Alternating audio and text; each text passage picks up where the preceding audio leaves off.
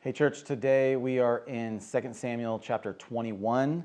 These final 4 chapters of 2 Samuel are really put on the end of kind of like an appendix. And so chapters 1 through 20 have largely been chronological order, and now what we're going to get in 21, 22, 23, 24 are sort of operate as an appendix, as just kind of highlights of David's ministry and David's life.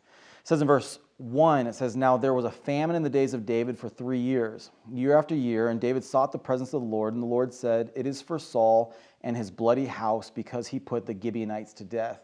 So there's a famine in Israel. It's been going on for 3 years. An agrarian society. This would have been devastating. The crops would have been failing. People would have been dying. This was a really terrible thing.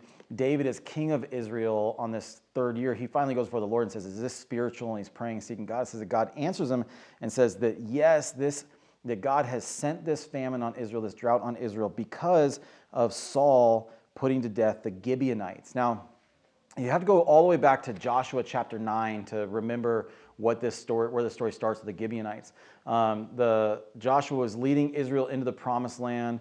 They had just destroyed Jericho. They were beginning to take on these tribes of the Canaanites who were in the land, and they were getting these miraculous victories. And word started to spread that the Lord God is on their side and is giving the Israelites victories. The Gibeonites were right outside of Jerusalem, very close neighbors to Israel, and they knew that they were not far down on the list of the next Canaanites who were going to be destroyed. And so what the Gibeonites did is they hatched a plan. And so they sent some messengers, but before they sent the messengers to Joshua, they had them put on old clothes, and they made them just look really worn out. And so they were going to give the appearance they were actually traveling from very far away, and that they would make them less threatening to Joshua and not really on the radar of Israel, and to try to make an agreement, just come to a peace accord with Israel. Well, they did that, and they tricked Joshua. And Joshua entered into a covenant with them and said, they said, let us be your servants rather than come in and totally overthrow us. And so he made a covenant with them, and then later on realized that he had been tricked, but he said that this covenant still stands, and they made it with them. Except if you go back, all the way back to, you find out that God had told the Gibeonites, Joshua had told the Gibeonites that they must be servants in the house of the Lord, and so they would supply the water and the wood and all the things that were necessary to keep the tabernacle going. Okay, so that's what the Gibeonites were. They had a covenant of peace with Israel, and since that day they had been servants in the house of the Lord, and they would serve the Levites as their servants to bring the things that were necessary for the Ark of the Covenant and the tabernacle. Okay, well, it says here that Saul put them to death. And what's interesting is we don't actually get that story in the Bible. It's not recorded anywhere specifically of Saul putting to death the Gibeonites. But interestingly, if we go to 1 Samuel 22, we get the story of when David went to see Ahimelech, the priest, and Ahimelech gave him the showbread and provided for David and his servants and gave him the sword of Goliath. It says once Saul found out about that he came and he put to death all the priests that were there. And it says then verse 18, "Then the king said to Doeg, 'You turn around and attack the priests.' And Doeg the Edomite turned around and attacked the priests, and he killed that day 85 men who wore the linen ephod. Then he struck Nob, the city," this is the city that the tabernacle was in, that all the Levites, the priests, would have been there. He says, "And he struck Nob, the city of the priests, with the edge of the sword, both men and women, children and infants, also oxen, donkeys, and sheep he struck with the edge of the sword." Saul and his men totally destroyed the city of Nob. Well, you know who would have been living in the city of Nob? Is the Gibeonites, who had a covenant with God's people that they would be at peace with God's people. So it's likely that this is referring in 2 Samuel 21 to that time that Saul destroyed the city of Nob. And so what you have here now is God has sent this plague, this drought on Israel because they have rejected him and the covenant. They've been unfaithful to covenant. And so David goes to the Gibeonites and he says, "What would you have me do for you because of what Saul did to you?" And they said, "Give us 7 of Saul's sons that we might hang them and put them to death." Now, this is kind of a challenging scripture for us to understand, because what we're going to find is that David does it. He gives them these 7 sons, and they are put to death, and God receives that and lifts the drought that had been on Israel, the 3-year drought. So it's interesting to think about, why would God do this? Why would God allow that to be the penance for the sin that Saul had created? Well, there's a couple of reasons that we can understand. I think the most likely reason is that these 7 men were part of that unrighteous killing and covenant breaking with the Gibeonites.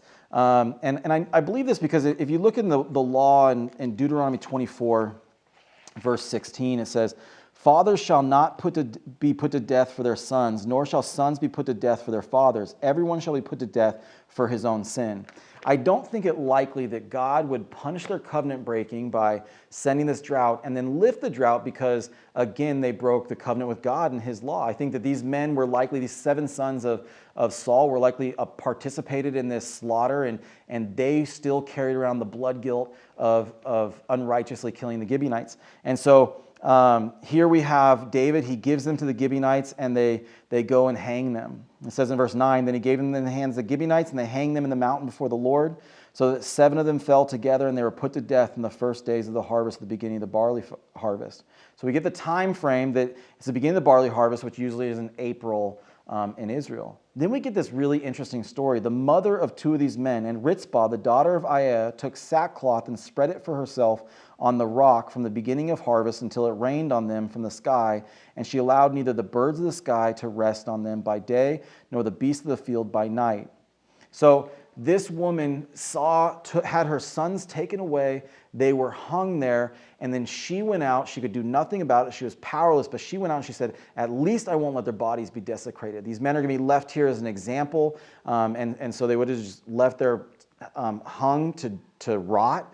And so she goes and she lays out sackcloth and she begins to beat them off. She does this from April until the rains came, which is in August. So April, May, June, July, August. For 4 months, 4 or 5 months, she would go there, and every day she would just beat the birds and the animals that would try to tear these bodies apart, and she would keep them away. What you have here is a mother who's grieving at her sons who are lost. And you just think how often that's been the testimony of parents that I've known, where their children are going headlong into destruction and they're falling away, and they can't do much, but all they can do is just try to honor their children as much as possible, try to love them, try to keep the things that would destroy them and tear them apart away. And that we have this example here. Well, David hears about it, and he's moved to honor her. It says, "Then David went and took the bones of Saul and the bones of Jonathan his son from the men of Jabesh Gilead, who had stolen them from the open square of Bethshan, where the Philistines had hanged them on the day the Philistines struck down Saul at Gilboa. He brought up the bones of Saul and the bones of Jonathan his son from there, and they gathered the bones of those who had been hanged, and they buried the bones of Saul and Jonathan his sons in the country of Benjamin in Zelah, and in the grave of Kish his father. Thus they did all the king commanded, and after that God was moved by prayer for the land." So God lifts this thing, and David honors this woman and honors her faithfulness and the sacrifice that she made by losing 2 of her sons. And then the rest of the chapter goes on to talk about a couple of the exploits of David's mighty men. It talks about 4 different giants who were destroyed by David's men and who were killed by David's men. And these are just kind of highlights of David's mighty men and some of their exploits. But what's interesting is when Israel came into the promised land, what they found there was giants that had to be defeated.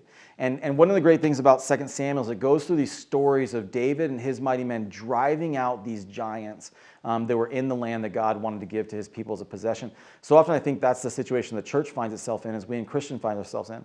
God is calling us into something good, but before we can really inherit and fully enjoy the promises that God has given us, we have to drive out the giants. We have to slay the giants that are in the land unrighteously. And there's sort of a New Testament prophetic picture here of God's people tearing down the things that exalt themselves against God, the things that seem bigger than us, that seem like, man, we could never have any hope to be able to compete with. And yet God gives us this great victory, and really to fully enter into his presence, into his grace, into his blessings and his mercy. So there's a lot of work there for us to do, church, to drive out the giants we see in the land and to walk faithfully with God. I encourage you to do it today. God bless you.